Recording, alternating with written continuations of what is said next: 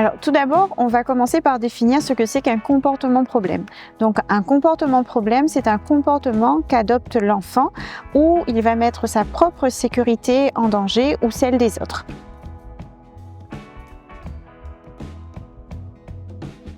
Il existe différentes catégories de comportements problèmes.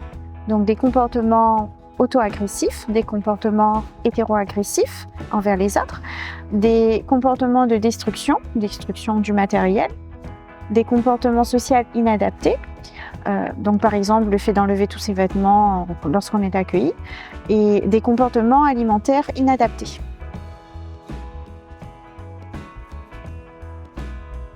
Alors dans cette situation, encore une fois, ça va être très important de ne pas poser d'étiquette parce que le comportement n'aura pas la même valeur s'il est associé à un diagnostic qui est avéré ou s'il n'est pas associé à un diagnostic.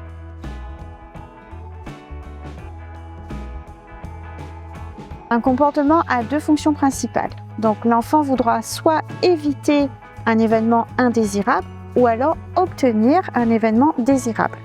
Ça peut venir de l'extérieur ou de l'intérieur, de ses propres sensations internes.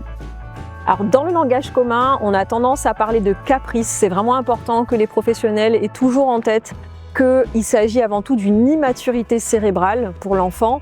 Donc son cerveau n'est pas encore assez mature. Donc ces comportements problèmes sont vraiment à considérer en lien avec cette immaturité-là.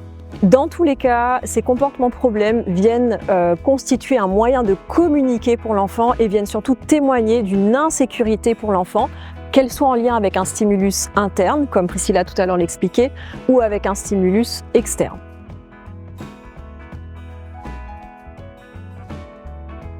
Comment on fait pour comprendre ce comportement? Il va être important d'établir une grille d'observation. Une grille toute simple. Qu'est-ce qui se passe juste avant le comportement? Quel est le comportement? Qu'est-ce qui se passe juste après ce comportement?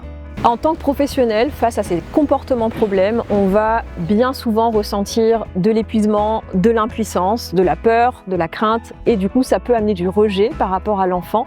Ce qui est important, c'est de pouvoir rendre objectif du coup ces comportements. Donc c'est à ça que va servir cette grille, de pouvoir ramener de l'objectivité et de la neutralité dans sa représentation de ce comportement, dans la façon dont on le perçoit.